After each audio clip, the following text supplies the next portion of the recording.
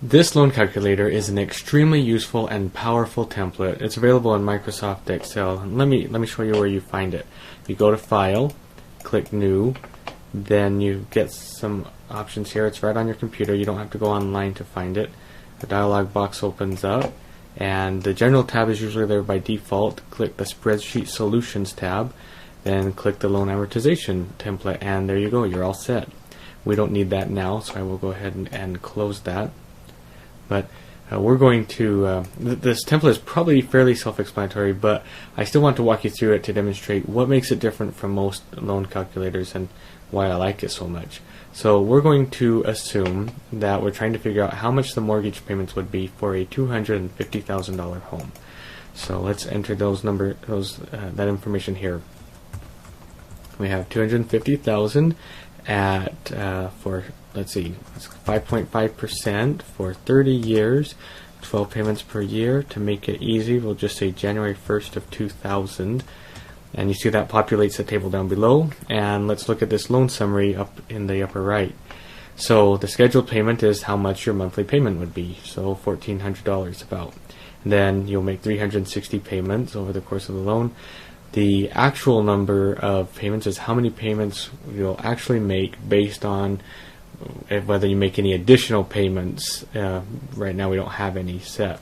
Then if you did make any additional payments, the total extra payments is how much all of those add up to, and the total interest, how much interest you'll pay over the life of this loan. Very useful to see. And as you can see here, if we weren't financing this and used all that money in one shot, we could have bought, between the interest and the loan amount, we could have bought a $500,000 home instead. So let's look down here below at the different columns as well. So we have the payment number. I'm going to scroll up a bit, and with the payment number, just basically tells you where you're at, the payment date, when it's due, then what the balance is at the beginning of that month, then how much the payment is, any extra payments you'll make. Again, we haven't entered anything here. The total payment, that would be the scheduled payment plus any extra payment, and how much of that payment is going towards principal.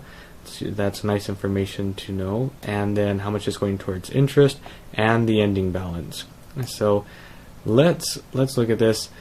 And let's say that you're going to make an additional $50 payments every month. So you can enter that here in the optional extra payments, and it populates all of those fields down in this column, in the extra payment column. And you can see that that is reflected in the total payment column, that now our scheduled payment plus the extra payment is an additional $50. And also the actual number of payments has gone down to 332. So we've saved ourselves over 2.5 years in payments, and we're paying an extra $16,500, but also saving over $24,000 worth of payment of interest by doing so. And so one of the things that I like best about this loan calculator and amortization table is that it's easy to see what happens if you add a little here or a little there. Now I'll explain by showing you a scenario similar to what I was struggling with when I discovered this template. So let's say that about a year into the mortgage you get a raise and want to contribute more to the principal, like $100. Well, you can go in here and add that. Let's just go about a year out and add 100 and 100, and we're just adding 100 from now on. And actually, to make it easy, we'll just grab that and drag down. I don't think I'll worry about getting all the way down there, but just to give you a sense, now we've added that amount in there, and you can see that's reflected again up in the loan summary. We're making fewer payments overall. It has gone up in terms of the total extra payments, but our total interest has decreased as well. And also, one of the things that you will never find on any of the other online calculators is if you want to do some of those one-off payments, like you get your tax refund and decide you're going to put some of that towards this, and then something else happens later on and you add another little extra bit of money.